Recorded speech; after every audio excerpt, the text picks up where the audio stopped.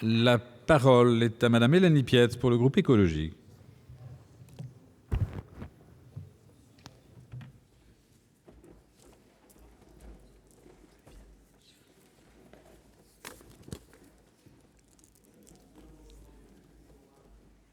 Commencer par ça. Merci.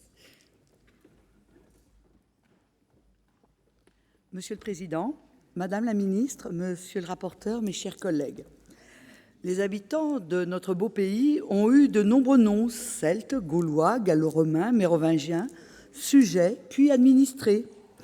Pourtant, les Français, aujourd'hui, se rêvent citoyens, citoyennes, entendus d'une administration perçue comme lointaine. Je ne dirais pas, bien sûr, que l'administration est sans problème. La Cour des comptes vient de nous le rappeler. Donc, la simplification des formalités administratives est évidemment une nécessité. Les méandres de l'accès à des informations, de la préparation de dossiers, de leur dépôt, des recours sont des freins objectifs aux droits des citoyens et citoyennes. Par ailleurs, la large diffusion de l'accès à Internet est une chance à saisir.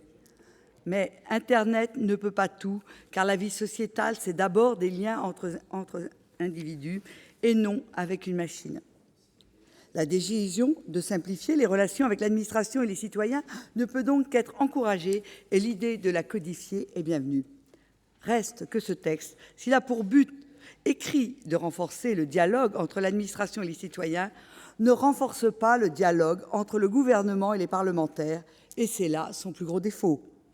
Premièrement, ce projet de loi présente les parlementaires comme des êtres frustres, incapables de comprendre la complexité de l'administration, voire des thèmes techniques qui seront abordés dans les ordonnances.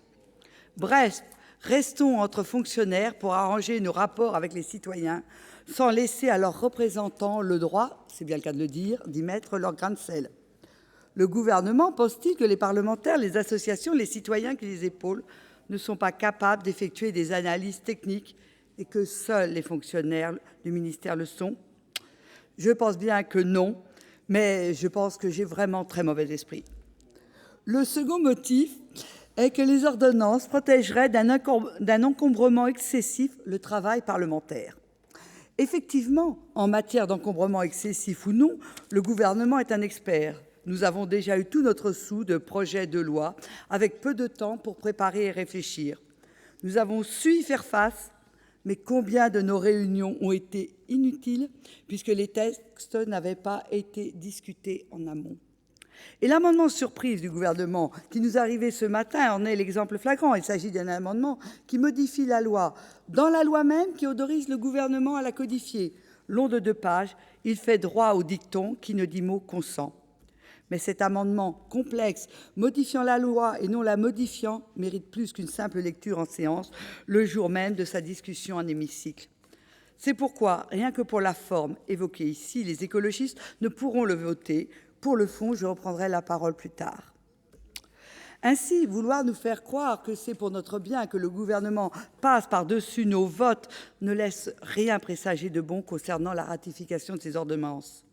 Car si nous n'avons pas le temps aujourd'hui de discuter ces mesures, aurons-nous plus le temps pour analyser lesdites mesures une fois revenues devant nous pour approbation? Surtout que cette codification n'est pas à droit constant, mais à droit innovant. Faudra-t-il alors avoir une confiance aveugle en les techniciens qui ont rédigé ces mesures? N'avons-nous rien appris des ratés techniques, à minima coûteux, à maxima qui posent problème, prônés par des techniciens sans légitimité démocratique, qui seraient aptes à savoir mieux que nous ce qui est bon pour tous? Le nucléaire, en particulier le surgénérateur dont nous promettait la lune énergétique, qui se révèle un puits financier sans fond et présente des risques sanitaires et économiques infinis. Les organismes génétiquement modifiés qui devaient nourrir la planète et apportent la pauvreté aux agriculteurs pieds et poings liés et qui, aux États-Unis, ont permis de vérifier en moins de 9 ans l'adaptabilité du vivant, pied de nez à la brevetabilité du vivant.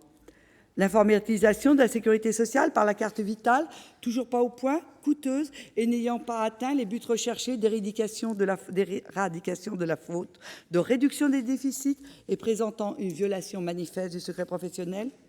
Le vote électronique qui pose des problèmes de sécurité et de véracité du vote sans parvenir à l'économie et à diminuer les abstentions qui étaient mis en avant lors de ses premiers déploiements.